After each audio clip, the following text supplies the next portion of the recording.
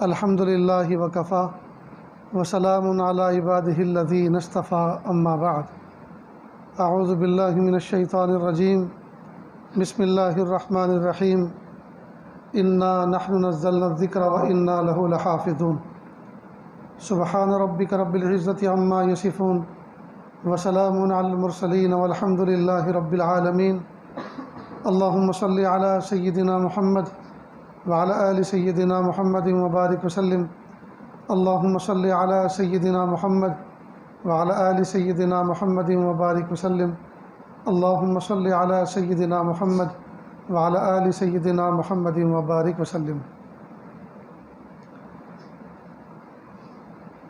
نوخیز حافظ قرآن کریم، یہ وہ بچہ جس نے ابھی ابھی اپنے قرآن پاک کے آخری سبق کو سنا کر اس بات کا اس محفل میں اعلان کیا کہ میں 30 پارے کا حافظ قرآن ہو چکا ہوں۔ یہ آج اس دل کی گہرائیوں سے اس بچے کو، اس کے والدین کو، اس کے استاذ کو، مدرسے کی انتظامیہ کو اور پوری بستی والوں کو دل سے مبارکباد پیش کرتا ہوں۔ اللہ رب العزت نے اس بستی پر کرم فرمایا، اس بچے نے قرآن پاک کی تکمیل فرمائی۔ یہ کوئی معمولی بات نہیں ہے۔ قرآن پاک کے اختتام پر جو مجلس ہوتی ہے اس میں جو دعا کی جاتی ہے 70,000 فرشتے اس دعا پر آمین کہتے ہیں۔ تو دعائیہ مجلس ہے، اور دعائیہ مجلس کے ساتھ ساتھ کچھ باتیں سننے کے لیے ہم بیٹھ گئے ہیں۔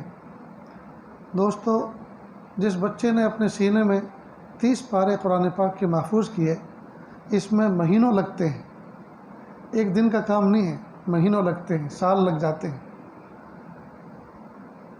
نہ جانے کتنی مرتبہ اس بچے کو شیطان نے بہکایا ہوگا، کئی مرتبہ سوچا ہوگا کہ راہ فرار اختیار کر لوں، کئی مرتبہ آنسو نکل آئے ہوں گے، کئی مرتبہ شیطان نے ایسا بہکایا ہوگا کہ جان چھڑانا مشکل ہو گئی ہو، کئی مرتبہ ماں باپ بھی رو دیے ہوں گے کہ بیٹا ہمت مت ہارو، آگے بڑھو۔ لیکن اللہ کا لاکھ لاکھ شکر احسان ہے کہ نفس و شیطان ناکام ہوئے اور اللہ پاک نے اس بچے کو کامیاب فرمایا۔ آج اس بچے کے سینے میں 7 زمین 7 آسمان سے بھاری بھرکم کلام الہی محفوظ ہے۔ اگرچہ اس بچے کی جیب کی تلاشی لیں تو شاید پھوٹی کوڑی نہ نکلے اس وقت، لیکن اللہ پاک نے سینے میں وہ دولت رکھی ہے جو بادشاہوں کے خزانوں میں نہیں، وہ دولت سینے میں رکھی۔ تو یہ کوئی معمولی دولت نہیں ہے۔ نیز آج سے اس بچے کے سینے کو اللہ کے محبوب صلی اللہ علیہ وسلم کے قلب مبارک سے ایک مشابہت ہو گئی۔ اللہ کے محبوب صلی اللہ علیہ وسلم کے قلب مبارک میں جھانکو تو قرآن پاک، اور اس بچے کے سینے میں جھانکو تو قرآن پاک، تو دونوں میں ایک ہی چیز ہے نا۔ یہ کتنی گہری مشابہت ہے۔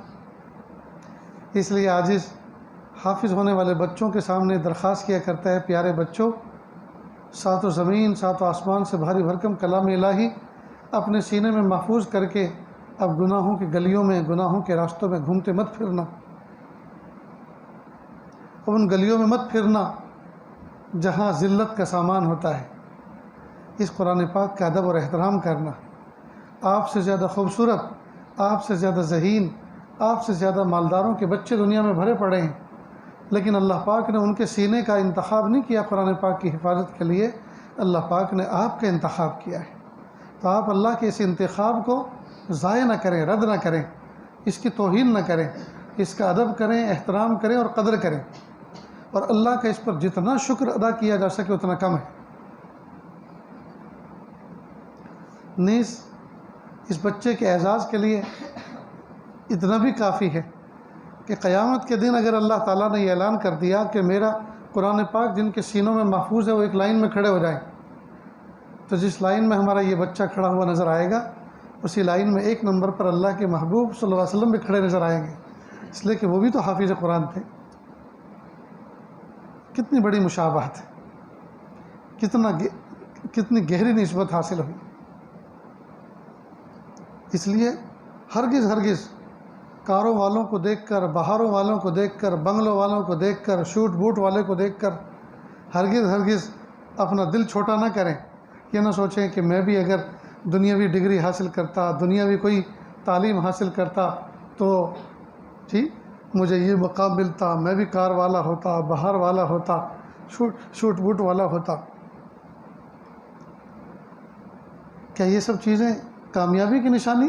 شوٹ بوٹ پہننا کامیابی کی نشانی؟ کیا کار بہار والا ہونا کامیابی کی نشانی ہے؟ نہیں، یہ تو دنیا کے کچھ اسباب ہیں۔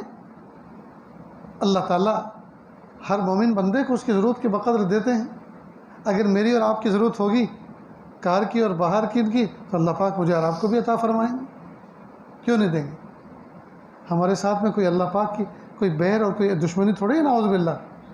اللہ پاک نے تو وعدہ فرمایا ہے، میری اطاعت کرو، میری فرما برداری کرو، جی میری عبادت کرو، طاعت کرو، اور پھر میں نے تمہارے لیے دنیا اور آخرت میں نعمتوں کے دسترخوان بچھا کے رکھے ہوئے ہیں۔ اس لیے ہمت نہ ہاریں، لگے رہیں، جمے رہیں، ڈٹے رہیں۔ اللہ رب العزت دنیا سے بھی نوازتے ہیں اور آخرت میں تو ہے ہی ہمارے لیے باغ و بہار۔ قرآن پاک میں اللہ پاک نے فرمایا انا نحن نزلنا الذکر و انا لہ لحافظون، ہم نے قرآن پاک کو نازل کیا اور ہم ہی اس کی حفاظت کرنے والے ہیں۔ دیکھو الفاظ پہ غور کریں، انا نحن، علماء حضرات بیٹھے ہوئے ہیں، انا تاکید کا لفظ ہے، جی انا نحن، بے شک ہم نے قرآن پاک کو نازل کیا، انا نحن نزلنا، جی ہم نے قرآن پاک کو نازل کیا، نزلنا الذکر، ذکر سے مراد قرآن پاک، وَإِنَّا لَهُ لَحَافِظُونَ، اور ہم ہی اس کی حفاظت کرنے والے۔ معلوم ہوا جس رب نے اس قرآن پاک کو نازل کیا اسی رب نے اس کی حفاظت کا ذمہ لیا ہے۔ لہٰذا دنیا کی حکومت والے اور دنیا کے عقل مند، دنیا کے پولیٹکس جتنے بھی ہیں، جی وہ اگر یہ چاہیں کہ ان مدارس کو ہم بند کر دیں، اس قرآن پاک کی تعلیم کو ہم ختم کر دیں، وہ بیوقوفوں کی دنیا میں رہتے ہوں گے۔ اس کو آج تک کوئی بند نہیں کر سکا، آج تک اس کو بند نہیں کر سکا۔ تجربے کرنے والے کر کے چلے گئے، اور آج جو لوگ کر رہے ہیں اس سے تم سے زیادہ ذہین تھے وہ، اور بڑی طاقت والے تھے، لیکن ان کی نہ چل سکی، اس لیے کہ کیا فرما انا نحن، اسی رب نے وعدہ کیا ہے جس نے مجھے بھی اور آپ کو بھی، اور اپنوں کو بھی اور پرایوں کو بھی، اور دوست کو بھی دشمن کو بھی، سب کو پیدا کیا، جس کے قبضے قدرت میں، جس کی مٹھی میں سب کی جان ہے، جو پیروں کے نیچے سے زمین بھی ہلانا جانتا ہے، جی جو اوپر سے بجلیاں برسانا بھی جانتا ہے، جو ساری بیماریوں پر بھی قادر ہے، جی ایک کرونا، جی پتہ نہیں ابھی ہے کہ نہیں ہے، ہے کہ نہیں ہے، ایسا جرثومہ، ایسا جراثیم، ایسا وائرس جس کو نہ دوربین سے دیکھ سکتے نہ خوردبین سے، جی ناپو تو نپے نہیں، تولو تو تلے نہیں، نہ ناپ سکتے تھے نہ تول سکتے تھے۔ میرے ایک ڈاکٹر ہیں جو ہمارے متعلق ہیں حیدرآباد میں، نے ان سے پوچھا کہ آپ ذرا اس کا کچھ، اس کی ماہیت، اس کی کچھ تعریف کریں گے؟ کہ حضرت بال پین کو کاغذ پہ یوں ٹیک اور اٹھا لو تو بال پین کا جو ایک دھبا، ایک ٹپکا جو روشنائی کا لگا نا، اتنے حصے میں 10,000 بیٹھ سکتے ہیں۔ یہ وائرس جو ہیں 10,000 کی تعداد میں بال پین کے ایک پوائنٹ پر، نقطے پر بیٹھ سکتے ہیں، جی اب اس سے کیا ملا، کیا نکلا؟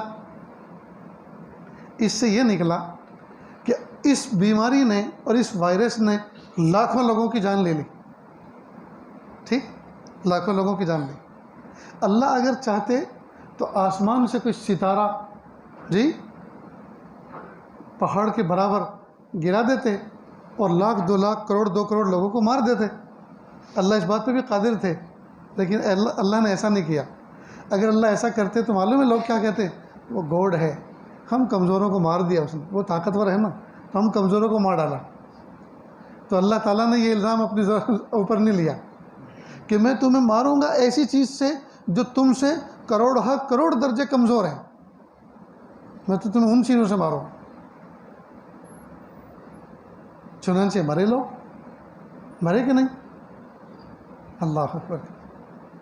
اور عجیب بات اللہ تعالیٰ دکھاتے ہیں، اس بیماری کے آنے سے پہلے ہماری ماں بہنوں کے کچھ حجاب نوچے گئے تھے، جی اللہ پاک نے کہا میرے محبوب کی، جی میرے محبوب کی امت کی بیٹیوں کی تم حجاب نوچتے ہو، میں ایسی بیماری بھیجوں گا تم سب کے سب باحجاب ہو جاؤ گے۔ بیٹیاں تو بیٹیاں تمہاری، عورتیں تو عورتیں، بڈھیاں تو بڈھیاں، جوان تو جوان، تم سب کے سب، کیا جوان، کیا بچے، کیا بوڑھے، کیا عورت، کیا مرد، جی کیا عوام، کیا خواص، سب کے سب باپردہ باحجاب ہو گئے۔ اللہ کی قدرت کو کون سمجھ سکتا ہے؟ اس کی چالوں کو کون سمجھ سکتا ہے؟ وَمَا يَعْلَمُ جُنُودَ رَبِّكَ إِلَّا هُوَ، دنیا کے اندر اللہ کے لشکروں کو کوئی نہیں جان سکتا۔ ٹھیک، تو اللہ تعالیٰ نے ایسی چیز سے بھی مارا۔ تو دنیا کی طاقتور قوموں کو اس میں ساری کی ساری سائنس دھری کی دھری رہ گئی، ساری میڈیسن دھری کی دھری رہ گئی، ساری تیاریاں دھری کی دھری رہ گئیں، جی ساری دنیا کی حکومتیں سب کی سب عاجز نظر آئی، سب کی سب عاجز نظر آئی۔ تو ایسی بیماری، تو دنیا والوں کو اللہ رب العزت نے اپنی شان قدرت دکھلائی کہ میری قدرت، میری طاقت یہ ہے کہ میں تمہیں اگر ہلاک کرنے پہ آؤں تو مجھے کوئی بہت بڑا شور ہنگامہ دھماکہ کرنے کی ضرورت نہیں ہے، میں تو تمہیں ایسی چیز سے ہلاک کر سکتا ہوں کہ وہ کام اپنا کر کے چلا جائے اور تمہیں نظر بھی نہ آئے کہ وہ کون تھا۔ چنانچہ وائرس، اس کا سائز میں نے آپ کو بتایا، ٹھیک۔ اور اہل ایمان کو یہ سبق دیا کہ اپنی نمازوں پہ اترانا مت، اپنے رکوع سجدے پہ اترانا مت، میں بے نیاز ہوں۔ میں نے اپنے گھر کو بند کروا دیا، حرم شریف بند رہا، اپنے محبوب کے دروازوں کو بند کر دیا، مسجد نبوی بند رہی، ہمارے محلوں کی مسجدیں بند ہوئی۔ تو کہا میں تمہارے سجدوں کا محتاج نہیں ہوں، تم ناز کرتے ہو کہ ہم سجدہ کرنے والے ہیں، مجھے تمہاری سجدوں کی ضرورت نہیں ہے، مجھے طواف اور تمہارے عمروں کی ضرورت نہیں ہے، مگر مجھے تمہارے حج کی ضرورت نہیں ہے، جی میں بے نیاز ہوں، میں جیسا پہلے تھا ویسے ہی ہوں اور ویسے ہی رہوں گا۔ یہ عبادتیں، یہ طاعتیں جو تم کرتے ہو یہ تمہارے نفع کی ہیں، میرے نفع کی کوئی نہیں ہے۔ اللہ اکبر۔ واقعی اللہ تعالیٰ نے اہل دنیا کو اپنی قدرت دکھلائی اور اہل ایمان کو اپنی شان بے نیازی کا مظاہرہ کیا۔ اس لیے دوستو ہر وقت اللہ سے ڈر کے رہنا چاہیے، مخلوق سے نہ ڈریں، خالق سے ڈریں، مخلوق سے نہ ڈریں، خالق سے ڈریں۔ اچھی طرح اس بات کو سمجھ لیں، مرنا ہے ایک دن ہم سب کو، اس کا وقت متعین ہے، جی ڈرنے سے موت آنی جائے گی اور بہادری سے موت ٹل نہیں جائے گی، وہ تو اپنے وقت پہ آنے والی ہے۔ جو کام جائز ہیں کرنے کے وہ کریں اور جو نہیں کرنے کے ان کو نہ کریں، جی نہ کسی پہ ظلم کریں اور نہ ظلم سہیں، دونوں باتیں۔ نہ کسی پہ ظلم کرنا ہے ہم کو، اسلام کسی پہ ظلم کرنا نہیں سکھاتا، نہ ہم کسی پہ ظلم کریں لیکن ظلم سہیں بھی نہیں، نہ کسی کو ماریں اور مار سہیں بھی نہیں۔ پتہ نہیں میرے اشارے سمجھ رہے ہیں کہ نہیں؟ نہ ہمیں کسی پہ وار کرنا ہے، نہ حملہ کرنا ہے، نہ کسی کو مارنا ہے، لیکن کسی کے ہاتھوں سے مرنا بھی تو نہیں ہے۔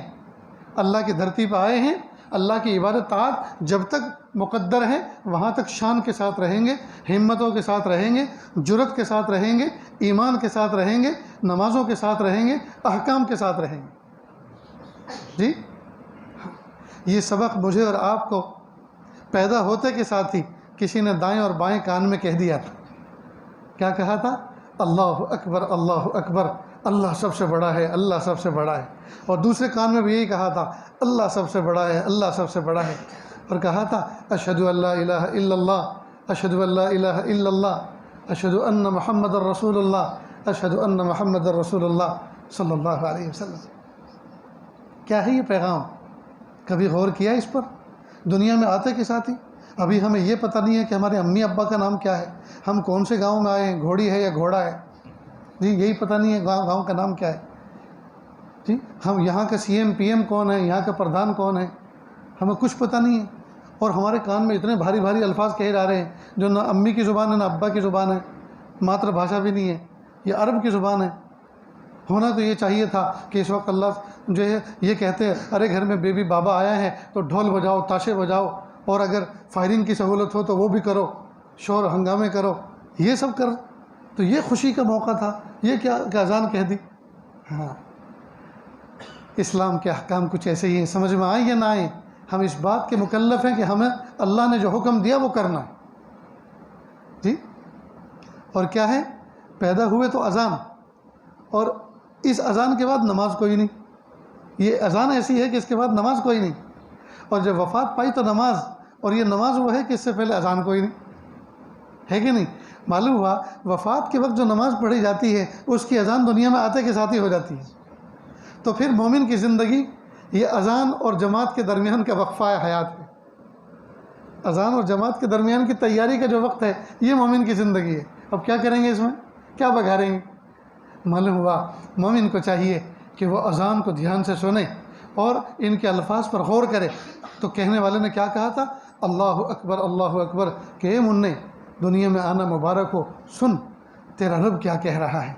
اللہ اکبر اللہ اکبر. گویا اللہ تعالیٰ اس بندے سے مخاطب ہے کہ میرے بندے، ماں کے تنگ و تاریک پیٹ میں تو 9 مہینے رہا، اب تو باہر آیا ہے، تو باہر آتے کے ساتھ ہی تجھے بہت بڑی بڑی چیزوں سے سابقہ پڑے گا. جس گھر کی چھت کے نیچے ہے جی، یہ چھت کی رفعت و بلندی بہت، گھر کے باہر نکلے گا تو بڑے بڑے درخت نظر آئیں گے، باڑے میں بندھے ہوئے ہاتھی گھوڑے بیل اور بھینسیں نظر آئیں گی، اور دامن میں کہیں پہاڑ نظر آئے گا، اور ساحل کے کنارے ہیں تو موجیں مارتا سمندر نظر آئے گا، اور آسمان کی طرف دیکھے گا تو آسمان کی رفعت اور بلندی نظر آئے گی، اور صبح کے وقت میں چمکتا دمکتا سورج نظر آئے گا، اور رات کی تاریکی میں چمکتا ہوا چاند نظر اور ستارے نظر آئیں گے. لیکن خبردار یہ بڑے نہیں ہیں. اللہ اکبر اللہ اکبر، اللہ سب سے بڑا ہے، اللہ سب سے بڑا ہے. دنیا میں کچھ آئیں گے بھونکنے والے، میں بڑا، میری حکومت بڑی، میری پار سے بڑی، بھونکنے دینا. اللہ اکبر اللہ اکبر، اللہ سب سے بڑا ہے، اللہ سب سے بڑا ہے. تو میرا اور آپ کی تو بنیاد، میرا اور آپ کا خمیر، میرا اور آپ کی تعمیر اور ابتدائی تربیت یہ ہے کہ اللہ سب سے بڑا ہے. کسی نے کہا تھا جانتے نہیں میں کون ہوں؟ ارے جانتا ہوں. ناپاک منی کا وہ قطرہ ہے کہ دونوں پہ غسل فرض ہوا تھا جب نکلا تھا، ماں پہ بھی غسل فرض ہوا تھا اور باپ پہ بھی فرض ہوا تھا. ہم جانتے ہیں کیا ہے تیری حقیقت. اور واقعی انسان اپنی حقیقت پہ غور کرے، میں کتنا کمزور ہوں اور کتنی لمبی لمبی ہانکتا ہوں، کتنی بری بات ہے. آئیے پھر کیا کہا؟ اللہ اکبر اللہ اکبر، اللہ سب سے بڑا ہے، اللہ سب سے بڑا ہے، اللہ سب سے بڑا ہے. پھر کہا اشہد ان لا الہ الا اللہ، میں اس بات کی گواہی دیتا ہوں اللہ کے سوا کوئی معبود نہیں. جب وہ رب میرا بڑا ہے تو عبادت اور سجدے بھی میرے اسی کے سامنے ادا ہوں گے، سجدے بھی اسی کے سامنے جھکیں گے. میری پیشانی میں جو سجدے مچلتے ہیں وہ بھی اسی رب کے سامنے جھکیں گے، اسی کے سامنے نثار ہوں گے جو سب سے بڑا ہے. لہٰذا مخلوق کے سامنے میرے سجدے نہیں ہوں گے، چمکتے دمکتے سورج کے سامنے نہیں ہوں گے. جو چمکتے ہوئے سورج کو اس کی نافیت کو سامنے رکھتے ہوئے، اس کی افادیت کو سامنے رکھتے ہوئے، اس کی جگمگاہٹ کو سامنے رکھتے ہوئے جو اس کے سامنے نمن کرتے ہیں، اس کو نمسکار کرتے ہیں، ان کو سمجھ نہیں پڑتی یہ شام کو کیسا بے نور ہو جاتا ہے. شام کو جا کے سمندر میں جا کے سر چھپا لیتا ہے، مغرب میں جا کے غروب ہو جاتا ہے. وہی مغرب جس کی تہذیب کے سب دل دادا ہیں. مغرب تو اس جہت کا نام ہے، اس سمت کا نام ہے. چمکتا ہوا سورج بھی جہاں کے جا کے ڈوب جاتا ہے، تو اس کی تہذیب کو کیا فالو کرنا بھائی؟ اس کی تہذیب کو کیا فالو کرنا؟ اللہ اکبر کبیر. جو سورج زوال تک جوانی پر ہوتا ہے اور زوال ہوتے کے ساتھ ہی ڈھلنا شروع ہوتا ہے اور دنیا کی کوئی طاقت اس کو روک نہیں سکتی غروب ہونے سے، اس کو کیا، اس کے سامنے کیا جھکنا، اس کو کیا نمسکار کرنا؟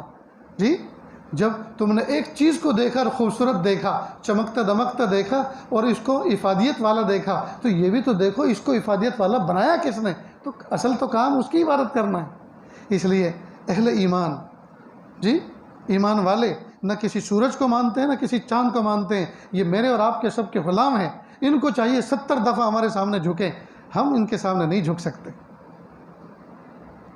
سامان تجارت میرا ایمان نہیں ہے، ہر در پہ جھکے سر یہ میری شان نہیں ہے.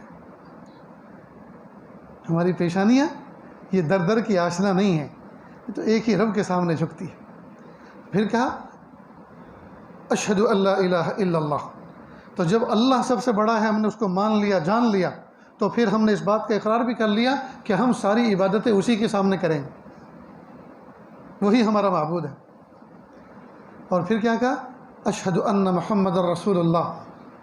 گواہی دیتے ہیں اس بات کی کہ محمد صلی اللہ علیہ وسلم اللہ کے رسول و پیغمبر ہیں، میسنجر ہیں۔ تو یہ دیکھیے اذان میں توحید ہے اور پھر رسالت ہے، ٹھیک ہے، اور پھر کیا کہا؟ حی علی الصلاۃ۔ جب اللہ کو بڑا مان لیا اور اس کے نبی کو، اس کے پیغمبر کو، اس کے میسنجر کو مان لیا، گواہی دے دی، اب ہم اپنے نبی کے ذریعے سے جو تم تک پیغام پہنچائیں اس کو بھی ماننا پڑے گا۔ لہٰذا نبی نے کہا نماز پڑھو، کہا حی علی الصلاۃ، آ جاؤ نماز کی طرف۔ اللہ ضرور پڑھیں گے، لیکن یہ نماز ہے کیا چیز؟ کہ حی علی الفلاح، اسی میں تو کامیابی ہے۔ کہ کیسی کامیابی؟ کہ ایسی کامیابی کہ اس کے بعد کوئی ناکامی نہیں۔ یہ تو بھلا ہو سکتا ہے کامیابی کے بعد ناکامی نہیں؟ کہ ہاں، جس طرح بچہ بالغ ہونے کے بعد کبھی نابالغ نہیں ہوتا اور پھل پکا ہونے کے بعد کبھی کچا نہیں ہوتا، اللہ جس کو کامیاب کر دیں وہ کبھی ناکام نہیں ہوتا۔ اور پھر گھوم پھر کر آئے اللہ اکبر اللہ اکبر لا الہ الا اللہ، اللہ سب سے بڑا ہے اور اللہ کے سوا کوئی معبود نہیں، اللہ اکبر کر۔ اس اذان کے بعد کیا دعا پڑھ جاتے؟ اللہم رب ہذہ الدعوۃ التامہ، اے وہ رب جو اس دعوت تامہ کے رب ہیں۔ اس کو دعوت تامہ کہا گیا اس لیے کہ اس میں توحید بھی ہے، رسالت بھی ہے، اعمال بھی ہے۔ یہی تین چیزیں تو ہیں شریعت میں، اللہ کو ایک ماننا، نبی پاک صلی اللہ علیہ وسلم کو آخری نبی جاننا اور ماننا، اور جو اعمال کرنے کے ہیں ان کو کرنا۔ اس میں اعمال بھی ہیں، توحید بھی ہے، رسالت بھی ہے، لہٰذا اس سے بڑھ کر کوئی دعوت نہیں ہو سکتی، اس کو دعوت تامہ کہا گیا۔ لیکن ہائے افسوس، نہ اذان کے مطلب پر ہم نے کبھی غور کیا، نہ ہم نے اپنے کبھی پڑوسیوں کو سمجھایا، نہ دوسرے مذہب کے بھائیوں کو، اپنے پڑوسیوں کو سمجھایا۔ اس لیے کئی مرتبہ کہتے ہیں یار مغل بادشاہ تو بہت تھے لیکن تم اکبر کا نام کیوں لیتے ہو؟ اکبر کا نام بہت لیتے ہو، اور بھی تو تھے، ان کا نام کیوں نہیں لیتے؟ آج تک ان کو کسی نے سمجھایا ہی نہیں کہ یہ اکبر نہیں ہے، اللہ اکبر ہے۔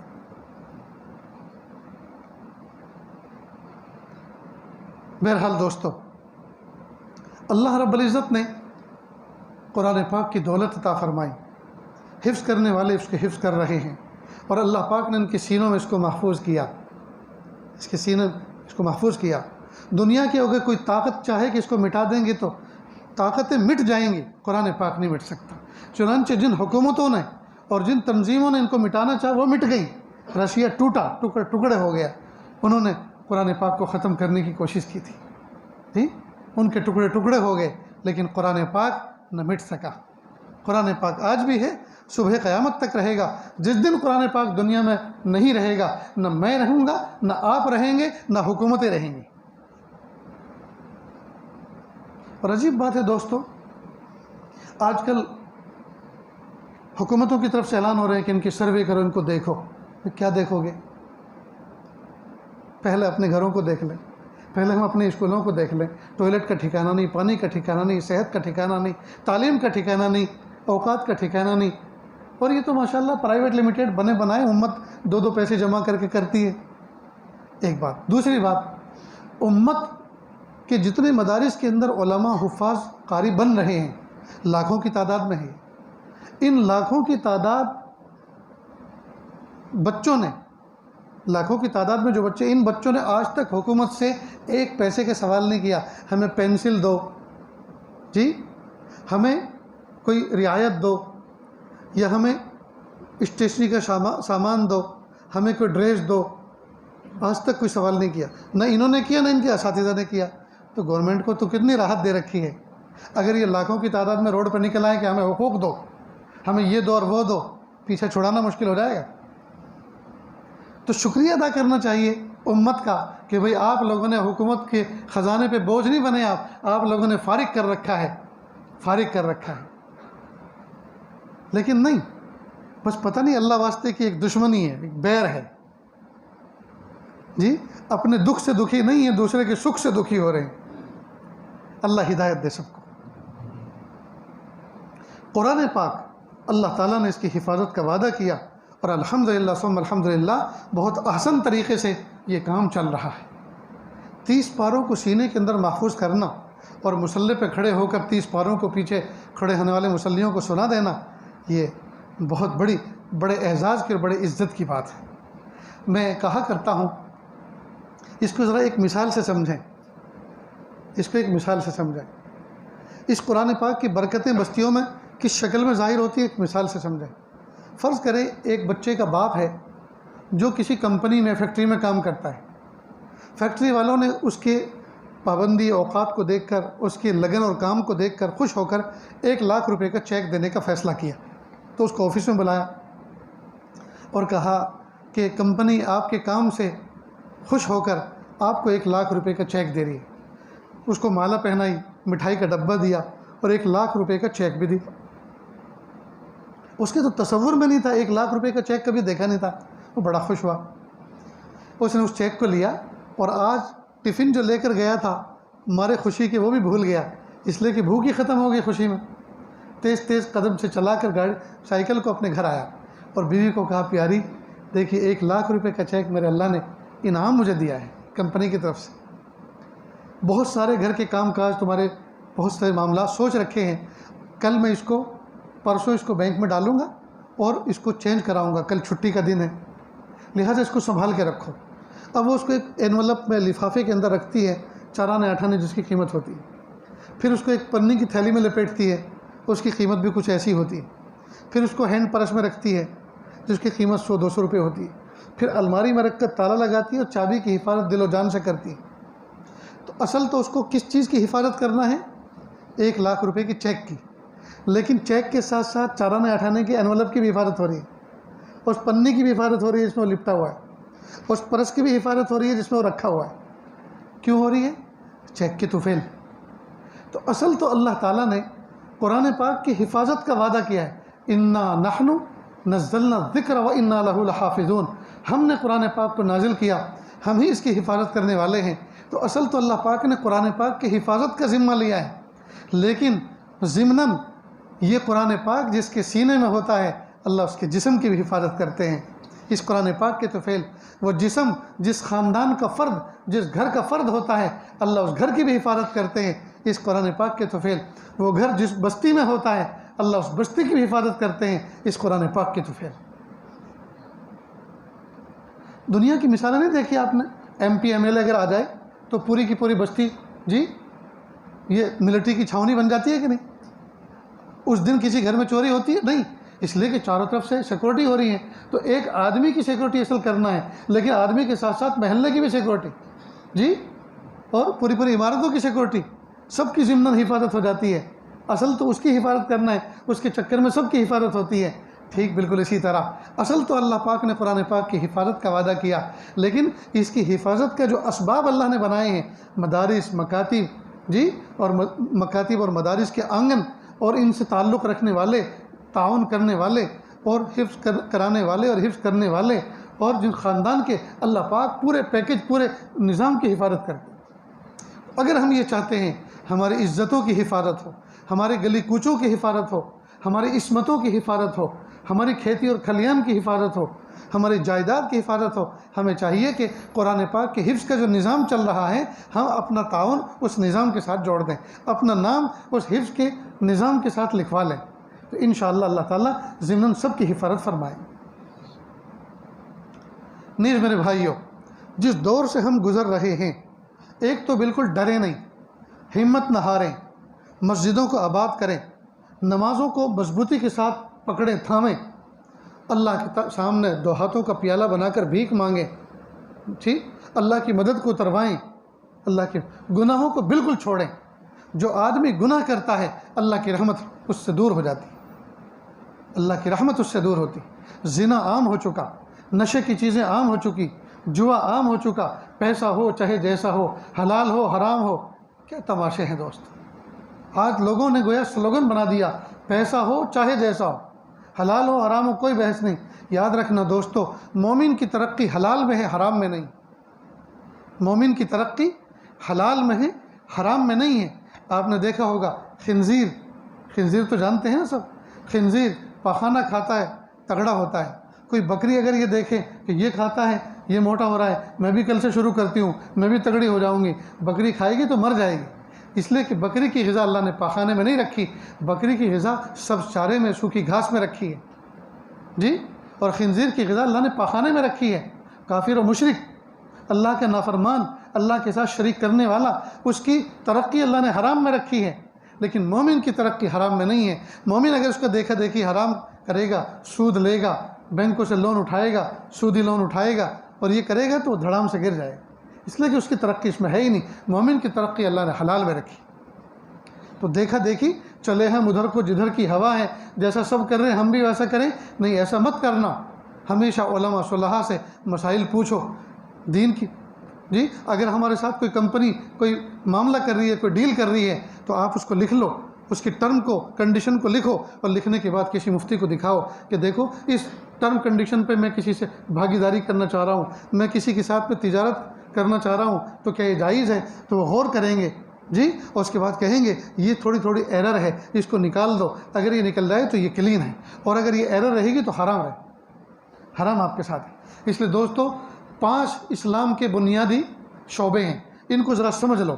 اگر یہ سمجھ لے تو انشاءاللہ یہ مجلس کامیاب ہے۔ اسلام کی بنیاد 5 شعبوں پر ہے، یعنی اسلام نام صرف عبادت کا نہیں ہے، اسلام نام صرف کپڑے پہننے کا نہیں ہے، اسلام نام گوشت کھانے کا نہیں ہے، اسلام نام داڑھی رکھنے اور سفید پہننے اور پگڑی پہننے اور ٹوپی پہننے کا نہیں ہے۔ اسلام جی 5 شعبوں میں تقسیم ہوتا ہے۔ سب سے پہلے عقائد۔ اسلام کے تعلق ایک شعبے سے ہے جس کا نام ہے، ایک اس شعبے سے جس کا نام عقائد ہے۔ عقائد عقدہ سے بنا ہے، عقدے کی جمع ہے عقائد، عقیدے کی جمع ہے عقائد، اور عقائد کس سے بنا؟ عقیدہ عقدے سے۔ عقدہ کہتے ہیں مضبوط گرہ اور گانٹھ کو، مضبوط گانٹھ کو، گرہ کو عقیدہ عقدہ کہتے ہیں، اس سے عقیدہ بنا۔ اور عقیدے کا تعلق دل اور دماغ کے ساتھ ہے، یعنی کسی چیز کو سمجھ کر اس پہ دل سے یقین کرنا، جم جانا، اس کو کہتے ہیں عقیدہ۔ تو اللہ کے بارے میں یہ عقیدہ ہونا، اللہ ہمیشہ سے ہے، ہمیشہ رہے گا، نہ ماں ہے نہ باپ ہے، نہ اس کی کوئی اولاد ہے، وہ ایک ہے، پورا ایک، اللہ واحد، اللہ احد، وہ واحد ہے، وہ احد ہے، وہ ایک ہے، پونا نہیں، آدھا نہیں، پورا ایک، سوا نہیں، 1.5 نہیں، 2 نہیں اور 3 نہیں، وہ پورا ایک۔ قل هو اللہ احد اللہ الصمد لم یلد ولم یولد ولم یکن لہ کفوا احد۔ یہ اللہ کا تعارف ہے اس سورت کے اندر، اللہ ایک ہے جی، اس کا کوئی شریک نہیں، اس کا کوئی ساجی نہیں، لا ند لہ ولا ضد، نہ اس کا کوئی شریک ہے، نہ اس کا کوئی مقابل اور ہمسر ہے، وہ اکیلا ہے۔ اللہ اکبر کبیر، وہی میرا اور آپ کا اس کائنات کا خالق و مالک اور رب ہے۔ تو اللہ کو ایک ماننا، رسول اللہ صلی اللہ علیہ وسلم کو آخری نبی ماننا، اس کے بعد نبوت کے دروازے پہ تالے لگ گئے، اب کوئی نبی آنے والا نہیں۔ ٹھیک، جو بندہ اس عقیدے کو محفوظ کر کے لے گیا، انشاءاللہ ثم انشاءاللہ کامیابی اس کی یقینی۔ اس میں عقائد میں پھر اور بھی چیزیں ہیں، لیکن بنیادی عقیدہ توحید اور رسالت کا ہے۔ فرشتوں کے بارے میں، جناتوں کے بارے میں، مخلوق کے بارے میں، حشر نشر کے بارے میں، جنت جہنم کے بارے میں، فرشتوں کے بارے میں، اور بھی اس کی چیزیں ہیں، لیکن اصل یہ بنیادی عقیدے 2 ہیں، ایک ہے توحید، دوسرا رسالت۔ اگر اس پہ مضبوط یقین رکھے گا انشاءاللہ، پھر چاہے دوسری چیزوں میں کتنا ہی کباڑا کیوں نہ ہو، سزا بھگت کر مر کٹ کے جہنم سے نکل کے ایک دن جنت میں ضرور چلا جائے گا، اگر اس عقیدے کو سلامتی کے ساتھ لے گیا۔ اب آگے دوسرا شعبہ، تو پہلا عقائد، دوسرا ہے عبادات۔ عبادات میں 4 چیزیں ہیں، نماز، روزہ، حج اور زکوٰۃ۔ اس کو سمجھنا، سیکھنا، جب جب ان عبادتوں کے ادا کرنے کا وقت آئے احسن طریقے سے اس کو ادا کرنا۔ ٹھیک، دوسرا عبادات، عقائد، عبادات۔ تیسرا ہے معاملات۔ معاملات کہتے ہیں لین دین کو، خرید و فروخت کو۔ اسلام نے، جیسے کہ ساجد نے بیٹھتی کہا نا آپ کے سامنے، کہ اسلام نام صرف نماز پڑھنے، عبادت کرنے کا نہیں ہے، بلکہ اسلام تو مکمل پیکج ہے۔ پیدائش کی صبح سے لے کر وفات کی شام تک، پیر کے ناخن سے لے کے سر کے بال تک، 24 گھنٹے 8 پہر جو کام کرتا ہے، اسلام نے اس کے بارے میں اس کو گائیڈ لائن دی ہے کہ کیسے کرنا ہے۔ تو معاملات، لین دین کیسے کریں، بیچیں کیسے، خریدیں کیسے، کرائے پہ کوئی چیز دینی ہے تو کیسے دیں، کوئی چیز لینی ہے تو کیسے لیں۔ اب مثال کے طور پر ایک موٹی سی بات، جس چیز کا وجود نہیں ہے اس کو لین دین جائز نہیں، جس چیز کا ابھی وجود نہیں ہے اس چیز کا لین دین جائز نہیں۔ ایک آدمی دریا کے کنارے کھڑا ہے، ہاتھ میں جال لے کر کھڑا ہے، तालाब के किनारे खड़ा है, हाथ में जाल है मछली पकड़ने का, और कह रहा है देखो अभी मैं जाल डालूंगा, जो भी मछली आएंगी 500 रुपये में आपको देता हूँ। इस्लाम ने कहा ये मामला जायज़ नहीं, इसलिए कि मछली का वजूद है ही नहीं। हो सकता है कि इतनी मछली आए कि कई मन हो, तो क्या कई मन अगर मछली आ गई तो वो 500 रुपये में दे देगा? कभी नहीं देगा। और हो सकता है इतनी सी मछली आए तो एक मछली आए और इतनी सी 500 रुपये आप ले लेंगे? कभी नहीं लेंगे।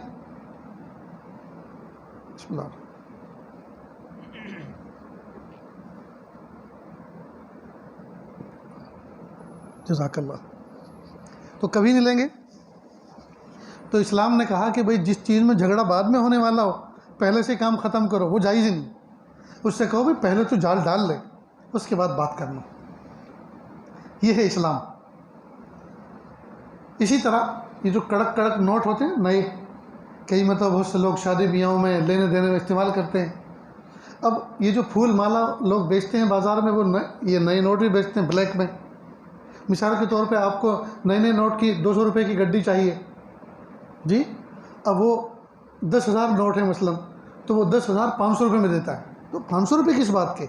10,000 के सामने 10,000 तो पुराने हो गए, तो पुराने नोट 10,000 नए नोट के मुकाबले में हुए, तो दोनों की मालियत, दोनों की कंडीशन तो एक है।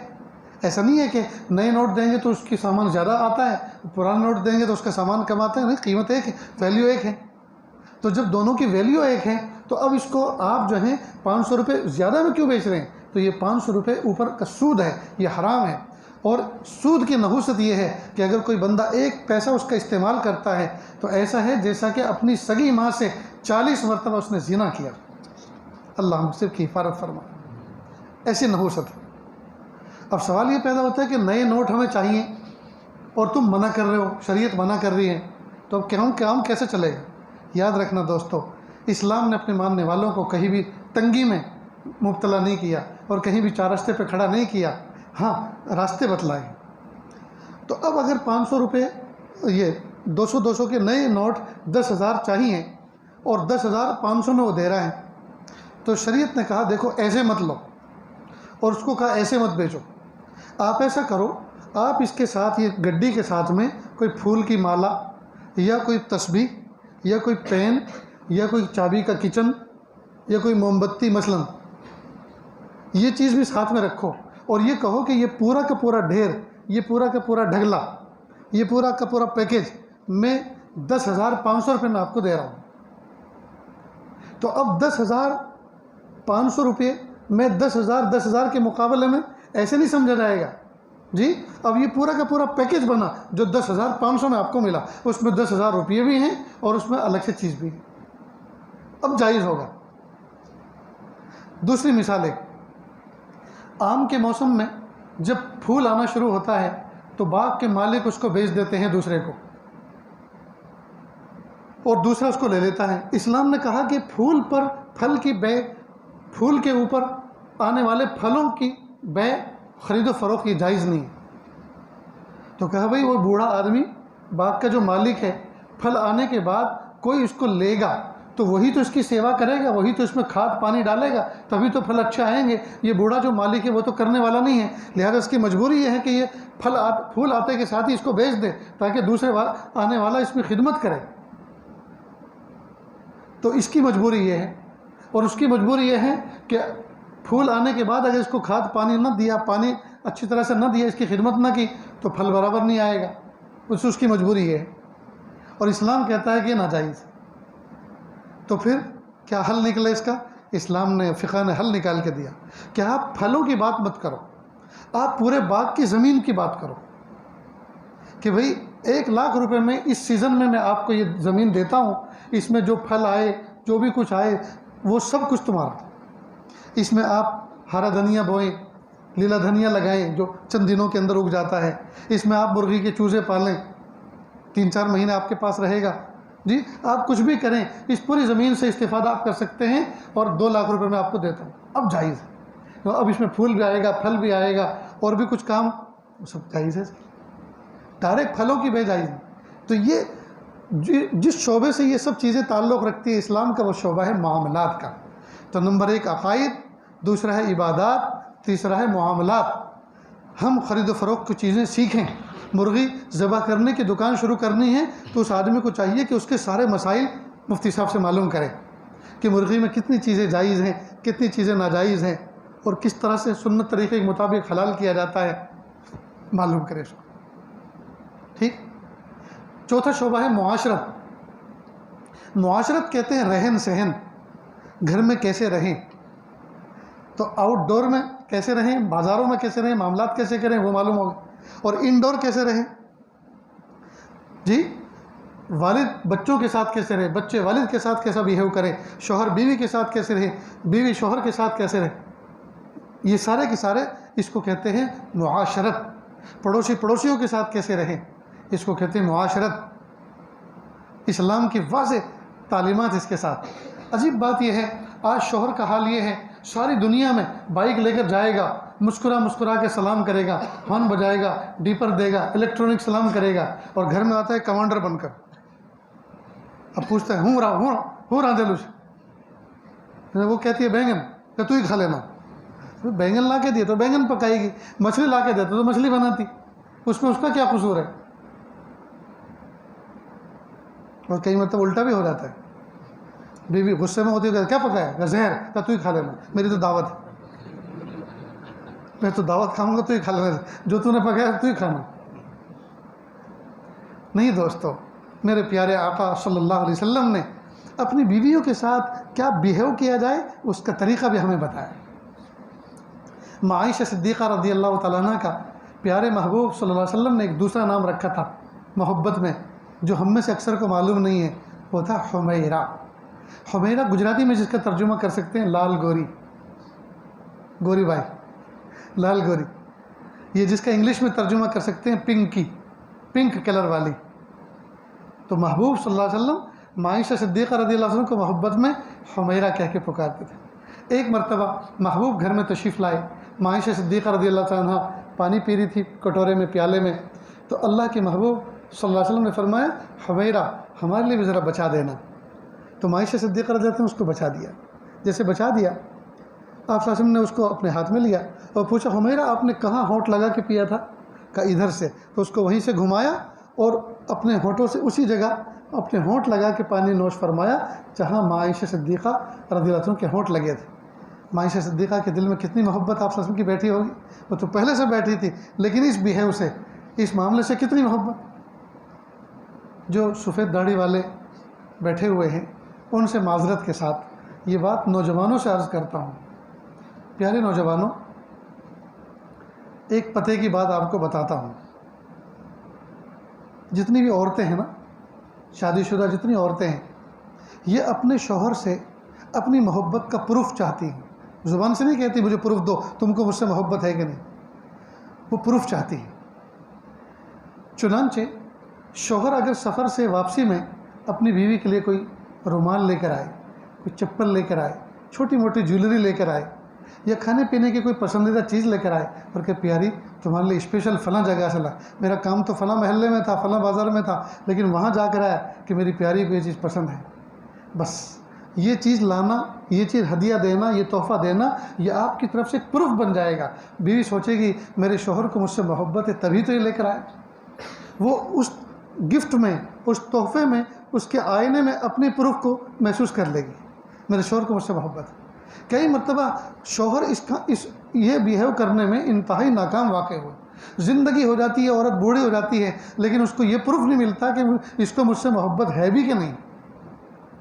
ایک بات اور، وہ یہ دنیا کے جتنے اینیمل ہیں، جتنے گھوڑے، گدھے، بیل، گائے، بھینسیں، بکریاں ہیں، سارے اینیمل کھا پی کے ہیلتھی اور تگڑے ہوتے ہیں. بیوی وہ اینیمل ہے جو کھا پی کے صحت مند نہیں ہوتی، وہ اپنی تعریفیں سن کر صحت مند ہوتی. اس کو وکھان چاہیے اور یہ ضرورت ہے اس کی. جس عورت نے آنے والے مہمانوں کے لیے خدمت کی، صبح سے شام تک کھانا پکایا، طرح طرح کی وانگی تیار کی، پھوٹے منہ سے شوہر اس کو یہ نہیں کہہ سکتا پیاری مہمانوں کا بڑا دل خوش ہوا، اور مہمانوں کا دل خوش ہوا اس سے زیادہ میرا خوش ہوا کہ جی مہمانوں کو ہر چیز پسند آ گئی. وہ آپ نے 2 لفظ کہہ دیے، اس بیچاری کو سارے وٹامن مل گئے، ملٹی وٹامن گویا اس کو ٹیبلٹ مل گئی جی. اس کو کھانے کی ضرورت نہیں، اس کو 2 جملے خوشی کے مل گیا، اس کا دل شیر ہو گیا. ہم کتنے بخیل واقع ہوئے ہیں جو اپنی بیوی کو تعریف کے 2 جملے نہیں سنا سکتے. کتنی بری بات ہے دوست. وہ جو ہمارے گھر میں آئی ہے وہ ہمارے گھر میں کھانے کے لیے نہیں آئی, وہ ہمارے گھر میں بیڈ پہ سونے کے لیے نہیں آئی. ہم سے زیادہ اچھا اس کے گھر میں کھاتی تھی, ہم سے زیادہ اچھا اپنے بیڈ پہ گھر میں سوتی تھی. وہ اپنے آنگن کو چھوڑ کر آئی, اپنے محلے کو چھوڑ کر آئی, اپنی بستی کو چھوڑ کر آئی, سہیلیوں کو چھوڑ کر آئی, محض اس لیے کہ اللہ کا حکم اب ہو گیا, میں بالغ ہو گئی, اللہ کا حکم ہو گیا کہ اب تمہیں زندگی کے دن بقیہ دوسری بستی میں گزارنے ہیں, جی اپنے شوہر کے ساتھ گزارنے ہیں. تو کتنی بڑی قربانی دے کر آئی ہے, اور ہمارا حال یہ ہے کہ ہم اس کی قربانی کی قیمت نہیں چکا رہے, ہم قدر نہیں کر رہے. تو یہ بری بات ہے. تو محبوب صلی اللہ علیہ وسلم نے ہمیں معاشرت سکھلائی, ہم گھروں کے ساتھ اندر کس طرح سے رہیں, کس طرح محبت کے ساتھ ہم برتاؤ کریں. آج ہمارا حال یہ ہے, ہم کھیتی باڑی میں مزدوروں پہ غصہ کر کے آتے ہیں, یا انہوں نے ہمیں غصہ دلایا ہوتا ہے وہ غصہ اتارتے ہیں بیوی پر کیونکہ وہ کمزور ہے. یا ہمارے بیل نے ہٹ دھرمی کی ہے, اس نے برابر کام نہیں کیا, تو اسی غصے کے ساتھ آ کر بیوی کے ساتھ برتاؤ کرتے ہیں. بری بات ہے. سارے گھر کے ٹینشن گھر کی دہلیز کے باہر جھٹک کر آؤ, اور گھر میں آؤ مسکراتے ہوئے چہرے کے ساتھ, السلام علیکم ورحمۃ اللہ وبرکاتہ, ایسے انٹری لو. اللہ کے محبوب صلی اللہ علیہ وسلم گھر میں جب تشریف لاتے تو مسکراتے ہوئے چہرے کے ساتھ آتے. ایک مرتبہ دعوت کا کام چل رہا تھا, کفار و مشرکین کو توحید کی دعوت دے رہے تھے, کسی نے مس بیہیو کر دیا. آپ صلی اللہ علیہ وسلم کا حساس دل متاثر ہوا, گھر میں آئے تو چہرہ اداس تھا, دل ٹوٹا ہوا تھا. ماں خدیجہ الکبریٰ رضی اللہ عنہا فرمایا, ارے آج کس طرح سے گھر میں آ رہے ہو؟ تو محبوب کو احساس ہوا کہ ہاں کچھ غلطی ہو رہی ہے, تو واپس مڑے, اور واپس مڑ کر پھر مسکراتے ہوئے چہرے کے ساتھ سلام کرتے ہوئے آئے کہ ہاں اب ہوئی نا کوئی بات. معلوم ہوا مسکراتے ہوئے چہرے کے ساتھ سلام کرتے ہوئے گھر میں آنا, حشاش بشاش آنا, یہ گھر میں آنے کی گویا سنت ہے. ہم اس پر عمل کریں. تو اسلام کا چوتھا شعبہ کیا ہے؟ معاشرت, یعنی میاں بیوی کیسے رہیں, اولاد ماں باپ کیسے رہیں, پڑوسی پڑوسیوں کے ساتھ کیسے رہیں. اور 5واں شعبہ ہے آخری, اخلاق. اخلاق کا تعلق دل سے, دل کی کیفیات کے ساتھ. اس کے اندر حسد نہ ہو, جیلسی نہ ہو, اس کے اندر ریا نہ ہو, دکھاوا نہ ہو, اس کے اندر دشمنی نہ ہو, اس کے اندر محبت ہو, اس کے اندر اخلاص ہو, اس کے اندر ہمدردی ہو. تو اس کے اندر صفات حسنہ ہونی چاہیے اور کیل کانٹے نہیں ہونے چاہیے. تو یہ ہے اسلام کے 5 شعبے. اب ان 5 شعبوں میں سب سے بنیادی شعبہ عقائد کا ہے. اللہ اس کے رسول صلی اللہ علیہ وسلم کی توحید اور رسالت کا ہے, اور اس کی حیثیت, اس عقیدے کی حیثیت وہی ہے جو آنکڑوں کے اندر 1 کی حیثیت. آپ نے لکھا 1, لگاؤ آگے صفر بنا 10, 2 صفر بنے 100, 3 صفر بنے 1000, 4 صفر بنے 10,000, اور 5 صفر بنے 1,00,000. شروع میں سے ایکڑا ہٹا دو, 1 کو مٹا دو, کیا بچا؟ کچھ بھی نہیں, کچھ بھی نہیں بچا. ٹھیک بالکل اسی طرح اگر عقائد کا ایکڑا صحیح ہے, اس کے بعد جتنے اعمال ہیں یہ صفر بڑھتی چلی جائیں گی, بڑھتی چلی جائیں گی, بڑھتی چلی جائیں گی, ان کی قیمت بڑھتی چلی جائے گی. اور اگر عقائد کا ایکڑا اکائی نہیں ہے تو چاہے جتنی نمازیں پڑھو, چاہے جتنے روزے رکھو, چاہے جتنے حج عمرے کرو, چاہے جتنے صدقہ زکوٰۃ خیرات کرو, خدا کی قسم اس کی کوئی قیمت نہیں ہے, اس لیے کہ عقیدے گڑبڑ ہے. عقیدے کی اہمیت کو سمجھیں. اور اگر کوئی آدمی ایک اللہ کو مانتا ہے, ایک رسول اللہ صلی اللہ علیہ وسلم کی رسالت پر یقین رکھتا ہے, چاہے زندگی میں 1 نماز نہ پڑھے, چاہے زندگی میں 1 روزہ نہ رکھے, چاہے زندگی میں 1 پیسے کی زکوٰۃ نہ دے, مر کٹ کے جہنم میں ان اعمال کے نہ کرنے کی سزا بھگت کر سب سے آخر بھی اگر جہنم سے نکال کر جنت میں بھیجا گیا تو دنیا سے 10 گنا بڑی جنت ملے گی. اس عقیدے کی بنیاد پر. عقیدے کی اہمیت یہ ہے. اور اگر عقیدہ صحیح نہیں ہے, چاہے جتنے اعمال کیے ہوں, چاہے جتنے حج عمرے کیے ہوں, چاہے مکہ مکرمہ رہتا ہو, روزانہ عمرہ کرتا ہو, چاہے روزانہ روزہ رکھتا ہو اور بیگ بھر بھر کے صدقہ خیرات کرتا ہو, خدا کی قسم جنت تو دور کی بات ہے, جنت کی خوشبو بھی نصیب نہیں ہوگی. عقیدے کی اہمیت کو سمجھیں. اور یہ عقائد سکھائے کہاں جاتے ہیں؟ کالج اور یونیورسٹیوں میں نہیں, یہ مکاتب اور مدارس میں سکھائے جاتے ہیں. تو جن مکاتب اور مدارس میں ہماری آخرت کی تعمیر ہوتی ہو, آخرت کی زندگی کی برکتیں ہمیں دنیا میں ملتی ہوں, بھلا ہم ان کو کیسے چھوڑ سکتے ہیں؟ ان تعلیمات سے ہم کیسے بے نیاز ہو سکتے ہیں؟ ان اساتذہ سے, ان علماء سے ہم کیسے بے نیاز ہو سکتے ہیں؟ دنیا کی ان کی تعلیم اور ان کی بتائے ہوئے راستے پر دنیا میں چل کر دنیا میں بھی پھول کھلیں گے اور دنیا بھی مہکے گی، اور ان پر عمل کر کے آخرت میں نجات ملے گی۔ اللہ تعالیٰ سے دعا ہے اللہ تعالیٰ ہم سب کو ایسا بنا دے ہم اللہ کو پسند آ جائیں۔ میں آخر میں پھر اس بچے کو مبارکباد پیش کرتا ہوں کہ والدین کو مبارکباد پیش کرتا ہوں، ان پر محنت کرنے والے استاذ کو مبارکباد پیش کرتا ہوں کہ انہوں نے اس بچے کو تیار کیا۔ اللہ پاک اس بچے کو سلامت رکھے، باکرامت رکھے، اور اس کے فیض کو تا قیامت جاری و ساری رکھے، اور خاندان کے لیے اس بچے کو برکت کا باعث بنائے۔ نہ جانے اور دوسرے کتنے بچے کیو میں اور لائن میں ہوں گے جو حفظ کر رہے ہوں گے، اللہ تعالیٰ ان کے لیے بھی حفظ یاد کرنا آسان فرمائے۔ اور اس بچے کے لیے اور ان بچوں کے لیے دعا کرتا ہوں اللہ حافظ قرآن کے ساتھ ان کو قاری قرآن بھی بنائے جی، اور عامل قرآن بھی بنائے، اور ساتھ ساتھ اللہ پاک عاشق قرآن بنائے۔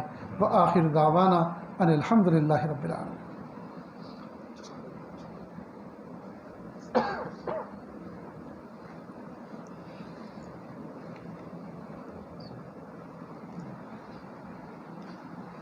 دعا کر لیں۔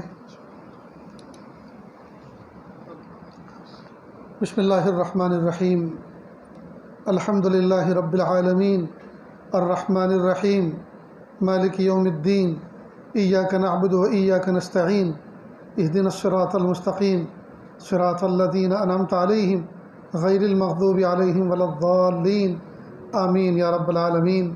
اللہ جی ہم ظاہر میں آپ کے بندے، حقیقت میں نہایت گندے، اللہ ہمارے دلوں کی گندگی کو دور فرما، ہمیں اپنی بندگی کا سلیقہ عطا فرما، شرمندگی والے کاموں سے ہماری حفاظت فرما، برے دن سے، بری بات سے، بری رات سے، برے انجام سے ہماری حفاظت فرما، سوء خاتمہ سے ہماری حفاظت فرما۔